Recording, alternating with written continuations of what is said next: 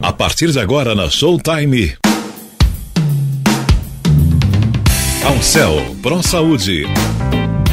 Alcel.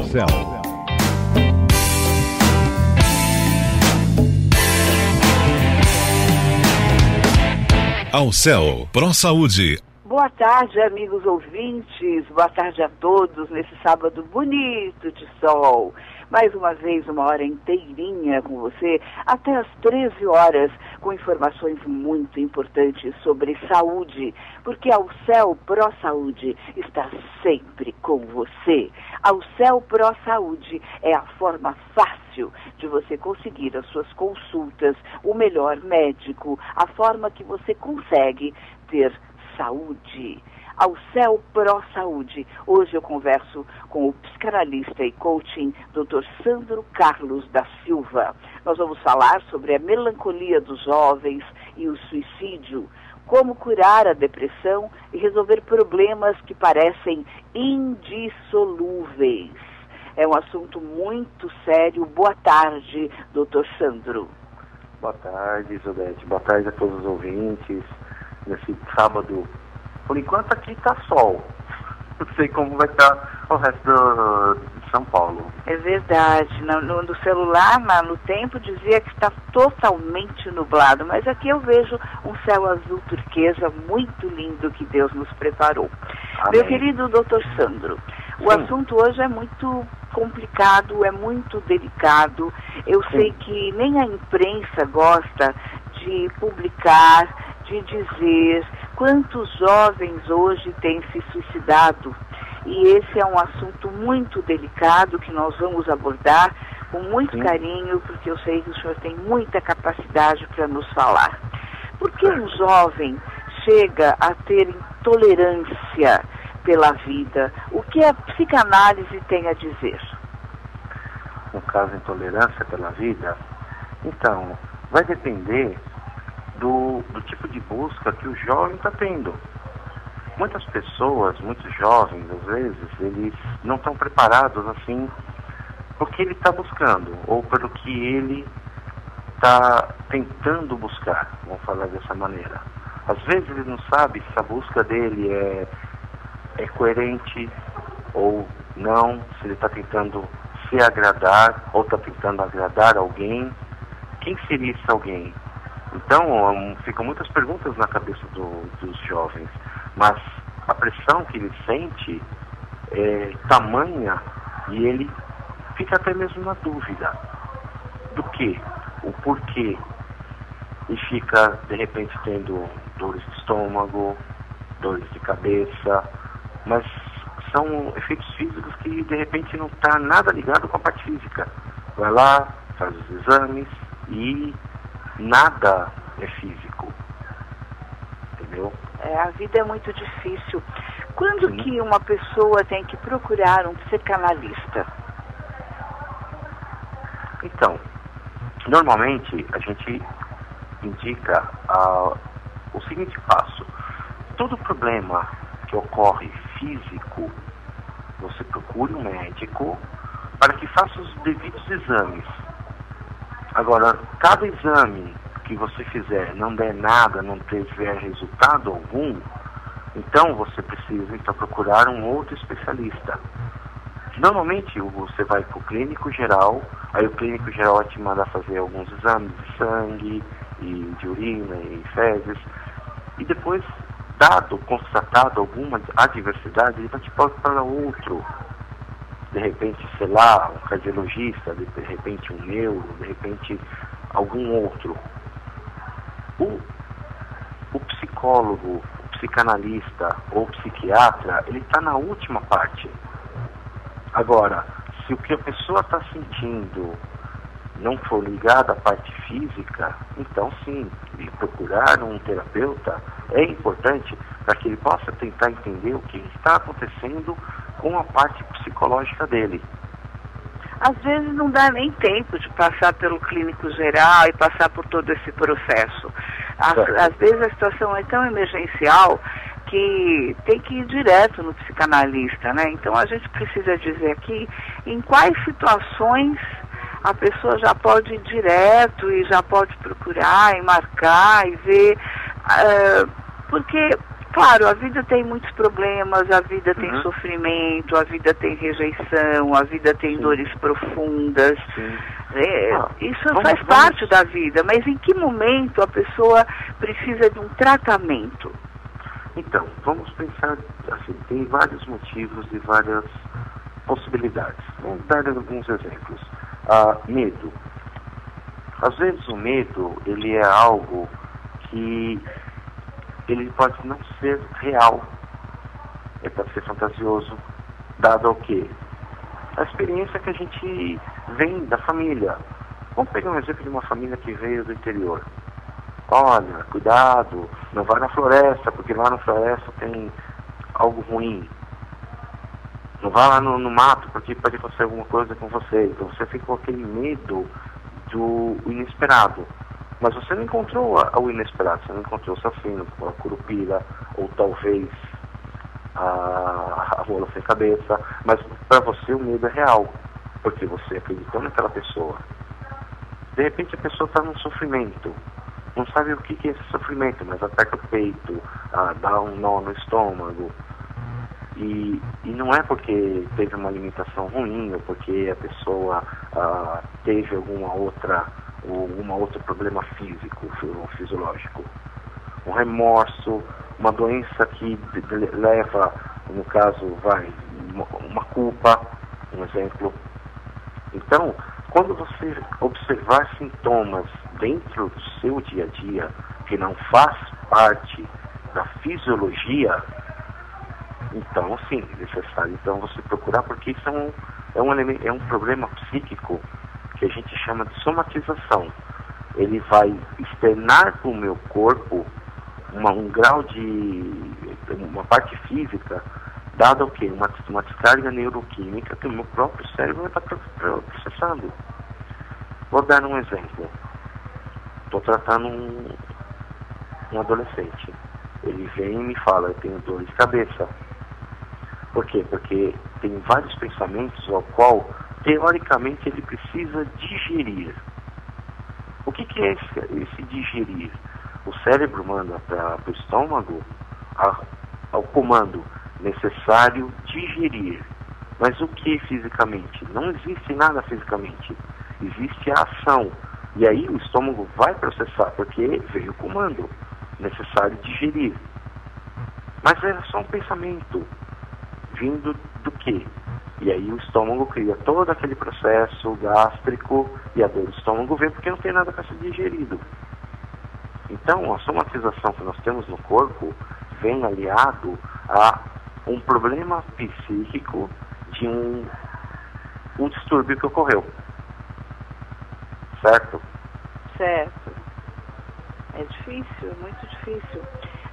Nós prometemos aqui, enquanto conversamos com a doutora Márcia, que também pertence ao mesmo instituto do doutor Sandro Carlos da Silva, que também é psicanalista, é lá do Cadmon, falarmos sobre racismo, rejeição. E a Andréia Amaral Zonatti, ela está cobrando aqui que a gente fale, então, como nós devemos proceder quando percebemos que somos rejeitados? Qual é a forma melhor de aceitação? Aceitação com relação a rejeitados? Isso. É que assim, o desejo da gente ser aceito ou ser incluído em grupo social, ou até mesmo o desejo de viver um relacionamento amoroso, é importante para o indivíduo, certo? Nessas relações que ocorrem diversas experiências e vivências, até mesmo para o amadurecimento humano. Entretanto, assim, em algum caso, há uma excessiva importância dada, no caso, à opinião e aos valores dos outros, para com a pessoa dependente, no caso de aprovações externas.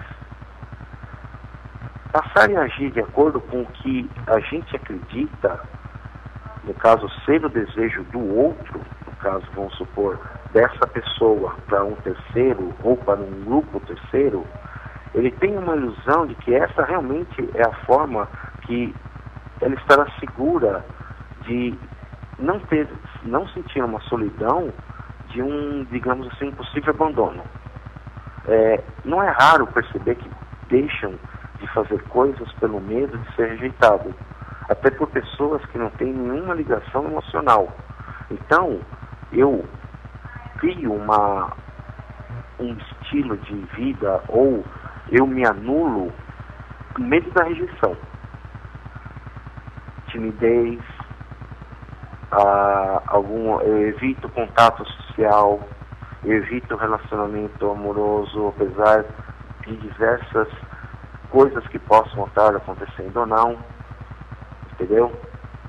Então, eu estou com muitas perguntas aqui. O Joe Shizumi, ele diz assim: eu sou oriental e não tem como retroceder a minha condição. Eu me sinto às vezes rejeitado. Já pensei até em fazer uma cirurgia nos olhos. O que devo fazer? Eu sou um adolescente. Certo. No caso do adolescente, na psicanálise nós lidamos com a questão cultural da pessoa, como também a questão religiosa da pessoa. A gente não tem como mudar aquilo que já é. Ele faz parte, apesar de ser brasileiro, apesar de estar inserido no núcleo brasileiro, ele pode até se sentir entre se eu sou brasileiro ou se eu sou asiático. Às vezes a diferença faz com que ele se sinta rejeitado, porque ele não faz parte nem de um mundo nem do outro. Ele faz parte de um mundo, sim, mas ele precisa tentar entender qual é a busca que ele precisa, que ele quer fazer. Eu conheço pessoas, eu vejo pessoas na rua que os traços orientais, como os traços de tantas outras culturas... Nossa, eu acho tão bonito. Oi? Eu acho tão bonito. Sim, mas o que ele não acha bonito nele? O que ele acha que precisa mudar? Às vezes não é a fisionomia, mas de repente é a forma de pensar. É verdade. Aliás, tudo na vida é a forma de pensar. Se eu penso que eu sou um fracassado, eu não levanto a cabeça. Se eu penso que eu sou um vitorioso, vou em frente. Eu acho que a melhor maneira mesmo é a forma de pensar. O senhor está absolutamente correto. Sim, exatamente. Nosso tipo de pensamento move nossas habilidades, nossas forças, nossas virtudes para um objetivo. Qual é o objetivo que eu busco? Se eu não souber qual é o objetivo, então como é que eu sei que o caminho que eu estou indo está certo? Tudo bem? É verdade, é isso mesmo. O racismo é uma forma de ser muito silenciosa. As pessoas são racistas, mas não admitem. Ou então tem dentro de si uma forma de pensar errônea, porque de alguma maneira algum toque, algum sinal, algum motivo teve para ter aquele preconceito. E isso é uma coisa que a gente tem lutado muito. A sociedade atual abomina o preconceito. E como que a gente pode... rejeição e racismo são temas em comum? São temas, mas às vezes não é a causa do problema. Ele é uma justificativa pautando o problema que a pessoa está passando. Então, vou pegar para você entender. O racismo, ele consiste na atribuição de uma relação direta entre a característica biológica e as qualidades morais, intelectuais ou até comportamentais. Ela implica simplesmente em hierarquização que supõe a existência de raças humanas superiores ou inferiores. O fator, no caso de uma cor de pele, o formato do crânio, teoricamente são relacionadas a uma série de qualidades aleatórias, como a inteligência ou a capacidade de comando. Então, discursos racistas, historicamente, eles vêm servindo de legitimar relações de dominação, naturalizando então aquelas desigualdades de todos os tipos que vêm justificando essas atrocidades e genocídios que nós vemos por aí. Aí você vai falar da África, nós vamos falar lá da Ásia, nós vamos falar... Por quê? Porque tantos outros querem ser mais ou menos superiores aos demais. Dado que é uma justificativa, eles escolheram apenas uma forma, não um problema. Então acha que vamos menosprezar as pessoas por conta do quê? Do medo? Por conta de não entender aquela diferença? Então, às vezes as pessoas confundem o racismo com você ser pejorativo. É a mesma coisa que acontece, que dá um exemplo. Eu fui lesado porque eu fiz negócio com, digamos, um coreano, e esse coreano fez minha empresa quebrar. Então, eu vou generalizar, então todo coreano, ele não é uma pessoa a qual merece atenção, merece respeito. Eu estou generalizando, uma pessoa me fez o problema, não foi toda uma cultura coreana que me fez passar pelo que eu passei. Claro, é verdade. Uma vez uma amiga minha, ela é negra, e eu brincava com ela, negra, negona, brincando, né? E eu sou racista, eu brincava com ela. Você é racista por quê? Eu falei, um dia aconteceu uma coisa muito desagradável entre mim e um negro, e eu falei para ela, olha, eu sou racista porque o fulano de tal fez isso e isso. Ela falou, e quantos brancos já fizeram pior com você? E é verdade, é verdade. A gente não pode avaliar e colocar na balança de uma forma radical, porque independe, né? Independe muito, não é verdade? Antigamente a gente brincava com a pessoa. Então hoje eu não posso usar determinadas palavras porque elas se tornam pejorativas, elas se tornam agressivas. Mas não foi com o intuito, foi porque outras pessoas usaram de forma agressiva. E aí eu caio para esse ponto que realmente a pessoa se protege e ela merece essa proteção. Mas por outro lado, eu preciso entender qual é o meu foco. E por que eu quero distribuir esse ódio para todo o resto? É verdade, é assim. Entendeu? Inclusive, há problemas de racismo e rejeição que levam ao suicídio. Sim. Porque a pessoa não consegue coordenar isso, concatenar isso na cabeça. A dor pela rejeição, causada pela rejeição, talvez seja um dos sentimentos mais difíceis de ser superado. E sendo um problema emocional e psíquico, qual é o remédio? Olha, questão emocional, não é que assim exista um remédio específico. Olha, vai lá, toma o remédio XZPLT que você vai melhorar. Primeiro, no caso, na psicanálise, a gente vai observar o comportamento da pessoa, dado que ela está me trazendo, porque aquilo, ele é um resultado. Ele é um resultado de um fenômeno que está acontecendo com ele.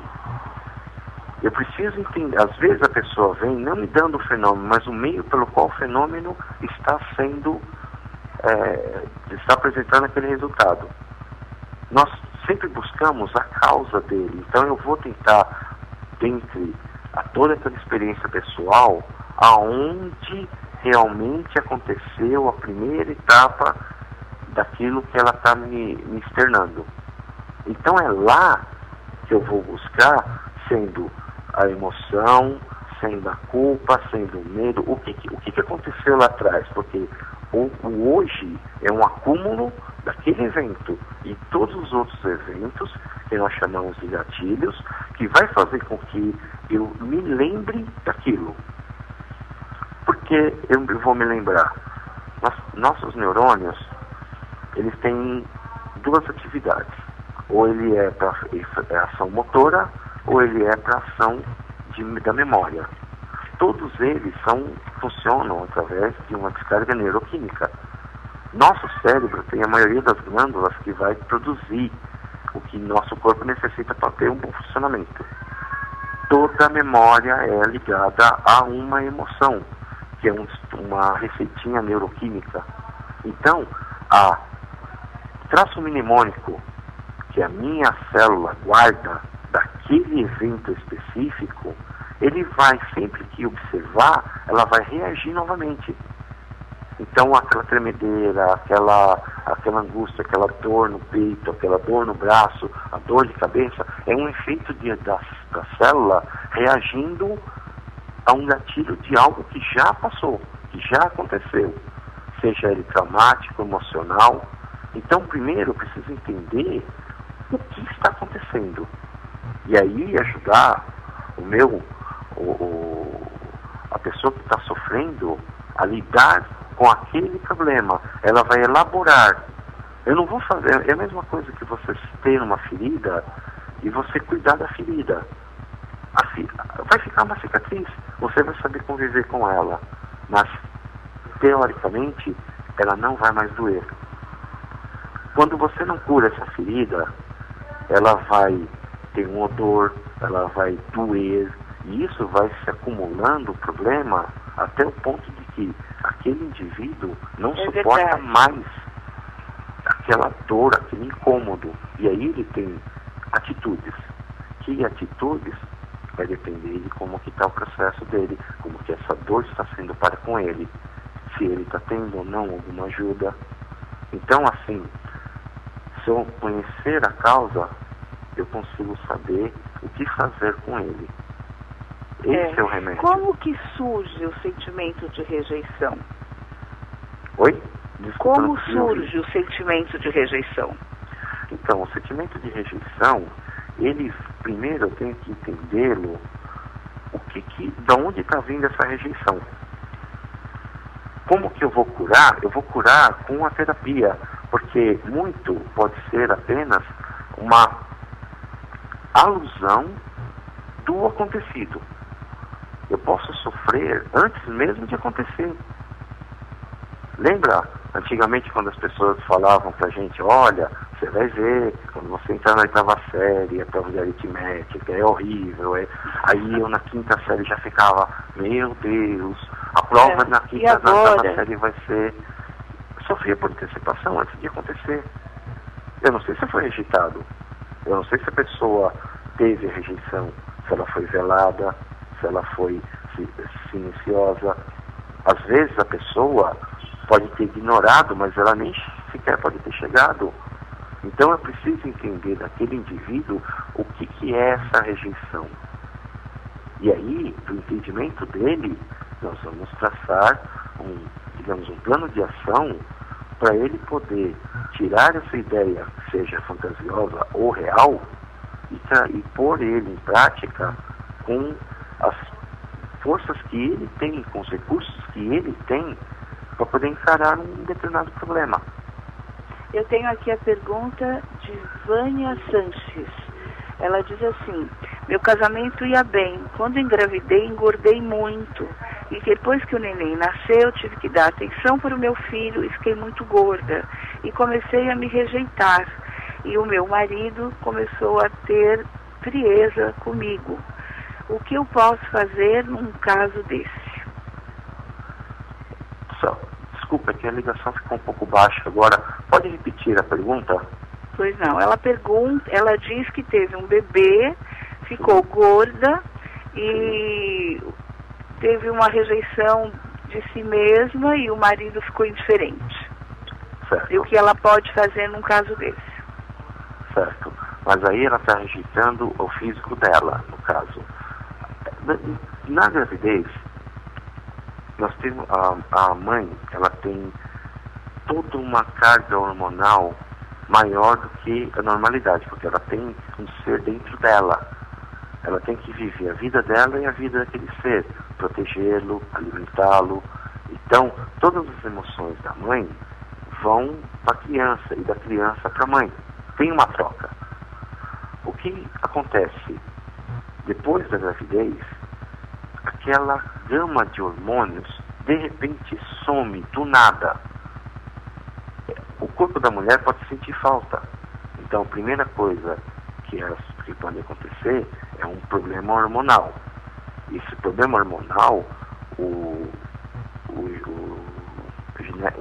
ginecologista pode ajudá-la com uma compensação. Primeiro ponto. Até mesmo para ela entender o que está acontecendo, o que foi toda essa mudança na vida dela. Ok? Segundo ponto. Dado a observação que ela está passando, o jeito como ela está se olhando, então ela precisa entender o que é isso. Qual foi esse processo? Então, o que a gente chama, o que na terapia de depressão pós-parto, vem ligado a uma questão hormonal e depois uma questão psicológica, de aceitar ou não como a pessoa é ou como ela está. Agora, por que ela está se abandonando? Por que o marido dela está abandonando ela? Então, não dá para chegar a aprofundar sem saber as outras partes. O que está acontecendo? Às vezes a pessoa mesma se rejeitando, ela emite isso, né? Ela faz com que a outra pessoa também rejeite. Sim. É uma coisa assim meio de energia, então, né? Tem coisas que às vezes a gente consegue entender, mas eu preciso de mais elementos. Ela precisa, sim, primeiramente, verificar a questão hormonal dela, e aí ela sair de uma depressão, que pode ser essa depressão pós-parto, que muitas vezes ninguém percebe, mas está lá. Ela é silenciosa, faz com que a gente deixe de pensar em si mesmo e acaba tendo diversos problemas. Então, sim, ela necessita primeiro ver essa questão hormonal, e aí, resolvendo essa questão hormonal, passar por um tratamento terapêutico para resolver a questão do comportamento, de por que ela ainda se acha feia, por que ela não tem vontade de fazer as coisas, porque ela quer se isolar de todo mundo. Certo? Eu tenho aqui a pergunta da Marcela Henriques. Quando a gente casa, a gente quer ficar perto do namorado e amar e ser feliz. E não ter filhos e cuidar de criança. E talvez o marido não entenda muito bem isso. E agora? Então, a relação entre o homem e a mulher, ela vem já desde a infância, naquele amor que nós temos do menino para com a mãe e da menina para com o pai. Por quê? O sexo oposto que a gente primeiramente vai conhecer está ali. Então, o que eu projeto para minha companheira ou para o meu companheiro, ele é ligado a aquele amor que eu senti lá na infância. Se ele foi ou não correspondido, se ele teve ou não um sonho, algo que eu projetei para o futuro. Então, o menino com a menina vai escolher o parceiro pautado aonde? Naquele relacionamento que teve com o pai ou com a mãe. O menino com a mãe e a menina com o pai. Não com o relacionamento, assim, os traços na mãe, os traços no pai chamam a atenção. Se o pai foi carinhoso, se a mãe foi carinhosa, se o pai foi atencioso ou não, ou a mãe atenciosa ou não. Então, Maria Valentim pergunta, e na falta do pai ou da mãe? Porque hoje em dia é muito comum casais separados. Então, a criança, isso é algo que o nosso aparelho psíquico já tem um mecanismo de substituição. Um pai e uma mãe que são falecidos, quem tomou o lugar do pai e da mãe? A criança que escolhe. Pode ter sido os avós, pode ter sido os tios. Então, a criança, ela sempre vai ligar com um elemento masculino e com um elemento feminino, porque a partir daí que tudo as emoções e toda aquela parte que vai compor minha experiência pessoal vai vir. Então, Então são desses elementos masculinos e femininos que vão permear a vida dessa criança, que vão trazer os valores, a ética, a moral, os costumes, alguns traumas. Isso vai fazer com que a criança crie uma opção de escolha, vamos falar dessa forma. Então, aquilo que eu tive é aquilo que eu vou buscar. Aquilo que eu não tive, às vezes eu também busco, mas eu preciso entender o que essa pessoa teve, qual foi o pai ideal dela, qual foi o pai real que ela teve, e aí saber por que ela está tão infeliz com o namoro, com o namorado, com o casamento. Mas aí também eu tenho uma outra parte que é o cônjuge. Eu tenho como um indivíduo que eu tenho algumas características que me lembra minha busca. Mas o cônjuge também tem os seus problemas. E ele também tem as buscas dele. Muitas vezes alguns casamentos não dão certo. Por quê? Porque algumas coisas dão certo, mas quando a gente vai olhar mais profundamente, como falavam os antigos, os nossos avós, quando a gente vai terminar de comer aquele 1 quilo de sal, é que eu vou perceber quem que é a pessoa. Quais são os defeitos, quais são as manias. Às vezes eu não gosto dessas manias. E aí eu fico reativo. Não àquela pessoa, mas ao que eu vivi lá na minha casa. Aquela situação, né? Oi? Aquela situação. Sim. Vamos supor que eu pego um pai que bebe. A filha não vai querer uma pessoa que beba. De repente a pessoa pode beber, mas é descontrolado. Entra numa festa, exagera, ela vai ser gatilhada por ele tudo aquilo que o pai fazia. E ela não quer vivenciar isso novamente. Então são agora uma problemas. Pergunta minha: por que as mulheres tendem a repetir sempre os mesmos erros? Ou seja, encontrar parceiros sempre com as mesmas características? Porque provavelmente elas não tiveram as outras características. Pega uma mãe que tem um problema com o marido. Aí ela vira para os filhos e fala: seu pai é isso, seu pai é aquilo, seu pai não sei o que lá. E só fala coisa ruim. E ela só vê coisa ruim. E o pai não faz nada para mudar isso. O que permeou o conhecimento dessa menina? Só coisas ruins. Por mais que a pessoa tenha ou não, ela aprendeu alguma coisa de algo ruim. Minha experiência, ela não é pautada só nas coisas boas, mas nas coisas ruins também. E como eu tiro dela. Agora, se eu só tenho elemento ruim... Desculpa.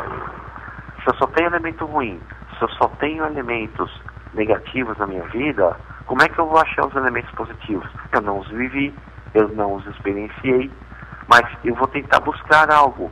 E aí a pessoa sempre bate com o quê? Com aquilo que ela conhece, com aquilo que ela vivenciou. Mas ela não sabe o que buscar, qual é o outro lado. Ela imagina o que seria o outro lado, mas fisicamente ela vai buscar o quê? Aquele objeto ainda que foi a questão do amor. Porque ela aprendeu a amar aquela pessoa. Ela só ficou reativa às atitudes posteriores desse indivíduo. É verdade. Eu tenho aqui uma pergunta muito interessante.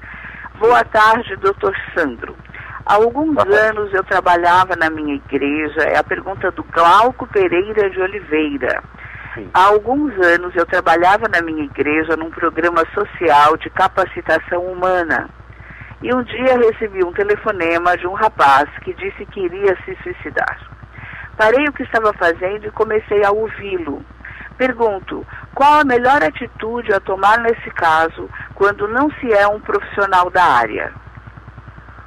O que ele acabou de fazer. O que ele fez foi o correto. Ele parou para ouvi-lo. Você for observar o pessoal do CVV, eles não são profissionais da área, mas eles são pessoas que estão ali para ter uma escutativa. Ouvir o que a pessoa angustiada está tendo, sem julgamento algum, sem nada que possa impedir de ele falar, externar o que ele está precisando. Imagina você com um sofrimento e vira para uma outra pessoa e ela diz para você conta todo o seu problema, toda a sua angústia, eu quero me matar, eu quero fazer isso, eu quero não sei o que lá, e de repente o outro lado vira para você, dá tapinha nas costas assim, é isso mesmo, a vida é desse jeito mesmo. Não está ajudando. O senhor acha que uma pessoa que quer se matar, ela falar o que ele precisa? O senhor acha que a pessoa que quer se matar, ela avisa, olha, eu vou me matar? Eu acho que quem quer se matar pega e vai, não precisa ligar para alguém e falar, olha, eu vou me matar. A maioria das pessoas que fala que quer se matar, ela está buscando realmente uma atenção. E ela precisa dessa atenção. E ela está certa de buscar uma atenção. Então ela está à beira do extremo de acontecer algo que seria o suicídio. Tem muitos suicídios que acontecem com a pessoa começando dessa forma. Mas isso não quer dizer que ela vai chegar lá. O suicida, ele tenta uma vez, ele tenta 2 vezes. Então, o suicida mesmo é aquele que tenta. Mas mesmo assim, ele está no extremo, ele ainda não chegou nos pormenores. O suicida que faz na primeira vez e consegue, esse sim, ele alcançou o objetivo dele. Os demais estão buscando atenção, eles ainda estão externando uma possibilidade de tentar corrigir o que está acontecendo na vida. Ele tá, é que nem aquela pessoa que está na piscina ou está no mar e está gritando por socorro, porque ele mesmo não consegue se sustentar, ele mesmo não consegue aguentar mais o sofrimento que ele está tendo. Por isso que a pessoa precisa ter alguém para conversar, precisa ter alguém para externar, sem um julgamento, sem qualquer tipo de pré-requisito para você se sentir bem. Na terapia, quando nós trabalhamos uma escuta ativa. Nós não julgamos de maneira alguma. E nós acolhemos. E essa acolhida ajuda o indivíduo a primeiro processo para poder ter força suficiente para lidar com aquele problema. É verdade. Então, Glauco Pereira de Oliveira, você fez certinho. Parou o que estava fazendo e ouviu a pessoa. É o que a pessoa quer mesmo, quer que pare e ouça, porque é muito importante ser ouvido nesse momento. A pessoa quer desabafar, não tem com quem.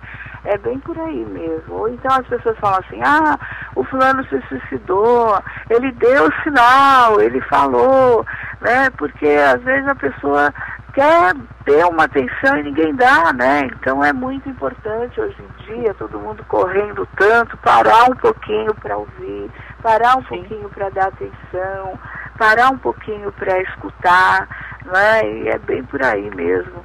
Que coisa boa. Doutor Sandro Carlos da Silva, vamos continuar aqui. Como se trabalha a rejeição na terapia? Então, no caso, a gente trabalha lá no consultório mesmo, né, no setting, para que a pessoa se sinta bem. E aí, a gente começa a atender uma pessoa que traz uma demanda da dor da rejeição. Nós sempre incluímos no trabalho questões relacionadas com autoestima. Por quê? Porque podemos melhorar essa vida dessa pessoa. Agora, eu preciso entender o que essa pessoa está buscando. Então, a existência de supervalorizar a opinião ou a aprovação dos outros, ele pode ser um modo de pensar e agir dessa pessoa. A falta de uma estrutura assim, interna, que é necessária para ela lidar sozinha com aquilo que ela está pensando. Às vezes ela sabe, mas ela não tem força suficiente para poder encarar aquele problema. Então ela sente ou ela deseja. A autoestima da pessoa, ela tende a permanecer rebaixada. Então quando ela fica de um jeito vulnerável a essa questão da rejeição. Então a gente tem que estar entendendo todo o processo dela, de como começou a rejeição, qual a estrutura de pensamento, a sua força. E aí a gente trabalha a autoestima autoestima desse indivíduo para que ele pegue todos aqueles recursos que ele tem e aumente a sua própria autoestima. Ele tem que ter esse aumento da autoestima, ele tem que saber o quanto é importante para ele tudo isso. Não adianta só nós, outras pessoas, falar para ele o quanto ele é importante, o quanto ele é bonito, o quanto ele é forte. É necessário que ele veja isso. E aí, ele, aumentando a autoestima, ele começa a ter a sua força interna maior para tudo que ele for precisar fazer. Encarar a rejeição. É importante cuidar de si mesmo para combater a rejeição, né? Sim. Exatamente. A pessoa tem que tomar um jeito, ter uma saída, né? Fazer um processo psicoterapêutico, né? Para se ajudar, é importante. E também reconhecer, né? O modo como ela vai lidar com aquilo, né? Agora, a verdade sai do erro? Olha, o erro pode sair sim. Por quê? Porque provavelmente a gente está numa fase de aprendizado. Por que eu estou numa fase de aprendizado? Eu acerto e erro. Nós somos seres que vêm da experiência, principalmente as gerações mais atuais. Por que as mais atuais? Porque elas gostam de experienciar na prática. As gerações mais antigas, elas tendem a ir pela experiência anterior. Mas sim, eu busco a superação, o entendimento, ela pode vir do erro. Agora, quantas vezes forem necessário. Agora, se a pessoa entra em um ciclo vicioso, ele não consegue. Ele vai sempre vivenciar o quê? Uma parte negativa, porque ele não soube como lidar ou aprender com aquele erro. E o erro ou o acerto, ele está lá para trazer para nós experiência. Não é porque aconteceu uma coisa ruim comigo que simplesmente eu vou tratá-la como uma situação ruim. Não, eu preciso ver o que eu aprendi, qual a valorização, ou qual a experiência que eu tirei daquilo. Um exemplo, eu fui assaltado numa rua, me levaram o celular. O que eu tiro disso? Eu estava distraído? Eu estava com o celular muito à mostra? Então eu preciso entender o que foi o processo e aí sair desse processo com entendimento. Uma frase, a verdade sai do erro, essa frase vem do Jung, do psiquiatra suíço Carl Jung, entendeu? E ela faz refletir muitas coisas. Agora, essa reflexão tem que partir da pessoa. A experiência adquirida é o crescimento obtido. Mas nem sempre temos essa consciência e na maior parte do tempo os erros cometidos são transformados em quê? Em culpas. Ai, meu Deus do céu, por que eu fiz isso? Por que aquilo? E não aprende nada com o erro. Então, o que os outros não fazem? Nada. O erro gera culpa, né? É. Então, eles o que gera a culpa aí, além do erro? Oi? O que dá essa sensação de culpa? Então, a sensação de culpa, ela vem de um sentimento indigno, é mau, é ruim, carrega de remorso e censura. Ela também pode ser muita raiva guardada, que se volta contra nós mesmos. Vou dar um exemplo que pode gerar essa culpa.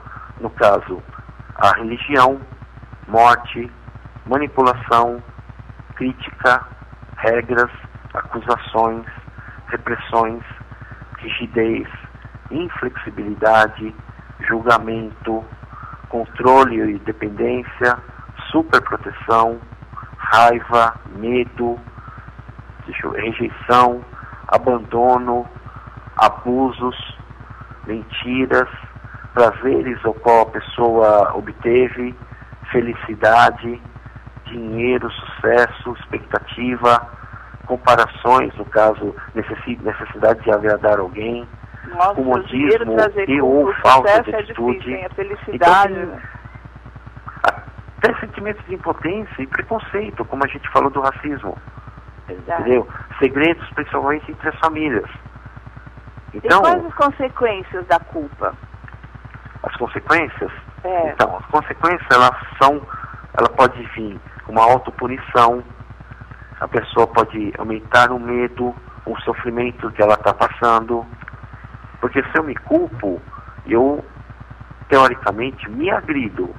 Então, eu sofro, eu tenho remorso, eu acabo me estagnando, entendeu? E segundo alguns estudos, a culpa está presente praticamente na maioria das portadoras de câncer. Então, ela fala, nossa, você devia ter feito tal coisa, não devia ter isso. Então, ele fica nessa frase que não vai levar a tristeza ou a depressão, a submissão, uma prisão emocional, a solidão também. Ah, eu devia ter falado, eu devia ter feito. Devia, ok, não fez. Não precisa se culpar agora. Então, vamos mudar daqui para frente. O que aconteceu, aconteceu. Mas às vezes a pessoa não vê. E ela fica nessa questão do passado. Aquela compulsão alimentar. É bem diferente de responsabilizar-se, né? Sim. Tem que se responsabilizar. Porque as consequências da culpa são muitas. Isso ocorre porque a culpa está sempre presente na necessidade, ainda que inconsciente, de autopunição.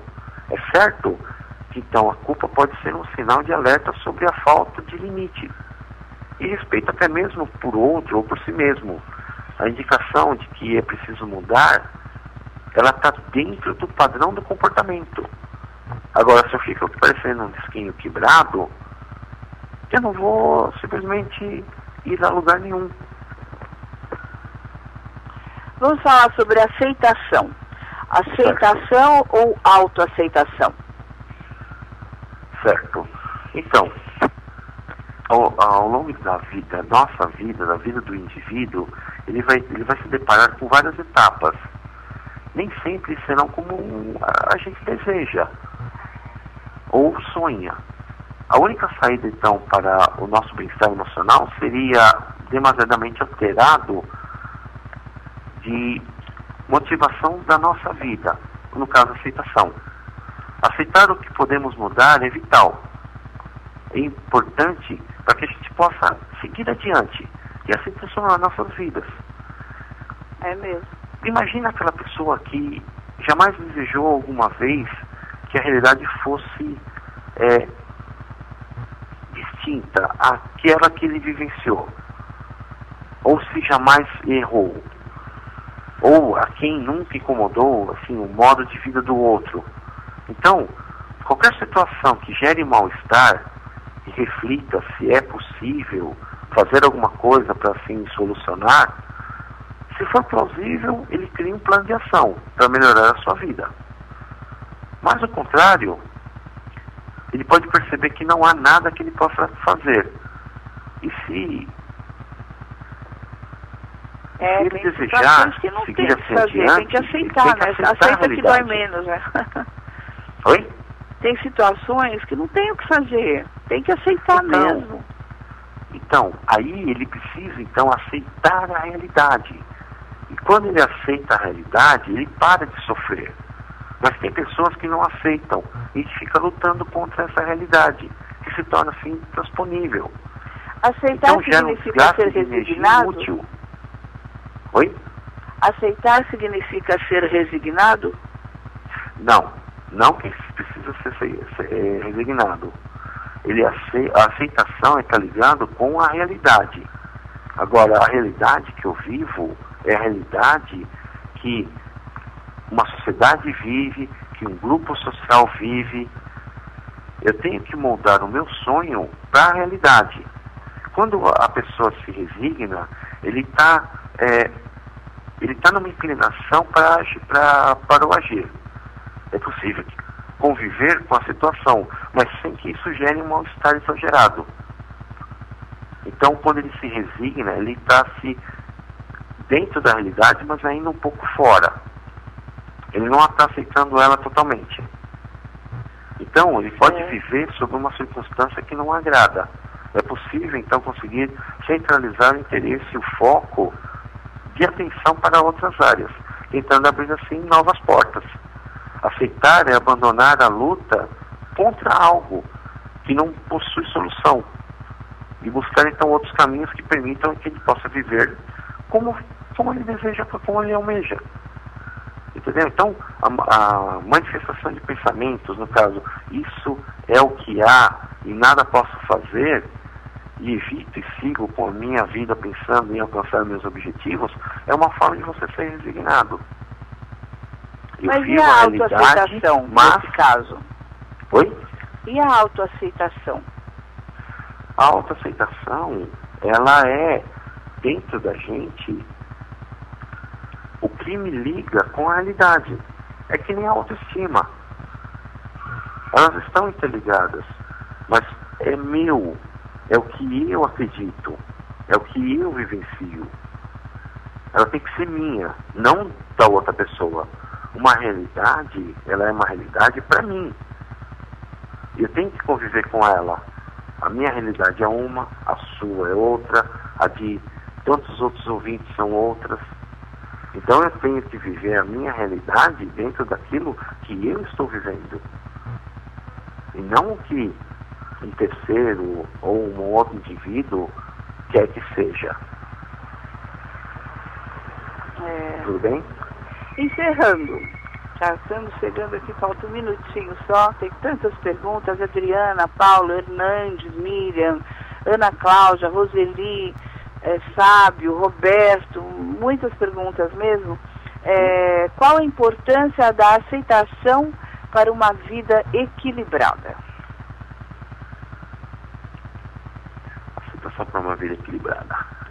Assim, se você conhece seus pontos fortes, você sabe como lidar com seus pontos fracos.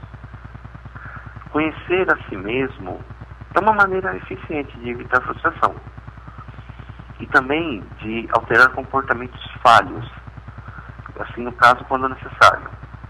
O autoconhecimento também é um caminho muito importante para aceitar a aceitação de si. Uma característica essencial para quem busca viver em paz consigo mesmo. A aceitação pessoal é um dos grandes segredos para uma vida equilibrada e serena. Isso é esse é o melhor conselho que eu posso dar para todas as pessoas que estão tentando buscar essa aceitação, a autoaceitação. Tudo bem? Muito bom. Nós não falamos de depressão, mas eu acho que a depressão está intrínseca em tudo que a gente falou, né? Sim. A depressão, ela é um resultado ela pode vir de uma culpa, ela pode vir de alguma coisa ligada ao racismo. A depressão, ele é um resultado de uma frustração, né? Vai depender do que está acontecendo. Às vezes de um medo, às vezes de uma angústia muito acumulado, leva a pessoa a um estado de espírito baixo, sem energia, que é onde entra, a gente chama de depressivo. Ele é sem a animação, ele não tem aquele gás, aquela energia. Sobre a depressão, pessoas que têm a característica de sempre estarem deprimidas. Aí então, não é mais... Então, pessoas que estão sempre com aquela ar depressivo, como que é mesmo que aquela pessoa fica? Ela parece que ela está cabisbaixa, olhando para baixo, falta ar, uma pessoa pálida. Então, ela não tem energia, ela não conhece a autoestima, ela não conhece as suas forças, as suas virtudes, ela não conhece de todos os recursos que ela tem internamente para poder usá-los para tudo o que ele quiser fazer na vida dele, ou até mesmo para outras pessoas. O que motiva você sair de casa? O que motiva você a levantar da cama num dia chuvoso, num dia frio, e exercer a sua atividade. Então, a pessoa que não tem essa energia, não sabe o potencial que tem, ou não sabe tudo que ele pode fazer para a vida dele e para a vida de outras pessoas, é uma pessoa depressiva. É uma pessoa que vai olhar para fora, para esse dia, ver a quantidade de nuvens, mesmo tendo céu azul em vários momentos, e vai olhar e vai achar, nossa, vai chover. É verdade mesmo. Então, a forma como a gente vê a vida, é ligado ao que nós sentimos. Se eu não tenho sentimento, se eu não tenho emoção, como é que eu vou viver uma vida boa? Eu vou olhar do lado de fora da minha janela e vou ver um dia cinza. Ou porque vem uma nuvem e tapou o sol. Nossa, meu dia vai ser horrível. Não, aquela nuvem é passageira. Logo depois vem o sol. Mas se eu não acredito que aquela nuvem é passageira, é porque eu não conheço as possibilidades que eu posso ter na minha vida. É verdade. Nossa, é tanta coisa, não? Verdade. Tem que saber viver, tem que se aceitar, tem que se programar, tem que discutir o que está ruim e tocar o barco. E também fazer a gente fala para a pessoa, bem-vindo à vida. A vida é um turbilhão de desafios. Doutor Sandro, o senhor é coaching também, né? O senhor atua como coaching em empresas? Também, individual, pessoal, individual, profissional e em empresas. E hipnólogo também. Que bom. E quais são os seus contatos para quem estiver nos ouvindo chegar até o senhor? Os contatos são os mesmos da Cadmo, né? O 43 18 35 74 e 35 75. E no celular também é o WhatsApp 96291 4240. É 011 São Paulo. 011 São Paulo. Você pode? Nós temos uma unidade em São Caetano e uma unidade no Ipiranga, próximo da Nazaré, próximo do McDonald's da Nazaré. Ah, que ótimo. Então foi essa grande participação do psicanalista e coaching, Dr. Sandro Carlos da Silva. A gente agradece, convidamos para estar juntos novamente, tá bom? Muito obrigada. Obrigado também pela Bom oportunidade fim de semana, um grande abraço. Foram necessários. Muito obrigada, obrigada mesmo. Queridos, juntinhos até 1h, agora 13 horas e 5 minutinhos, ao céu Pro Saúde sempre com você. Isildete Montiel lhe deseja um bom fim de semana, uma semana abençoada. Estaremos juntinhos na quinta-feira às 9 com o programa Isildete Montiel em Revista e no próximo sábado ao meio-dia em pontinho. Até lá e um beijo. Tchau, pessoal. Você ouviu na Showtime Ao Céu Pro Saúde. Ao Céu.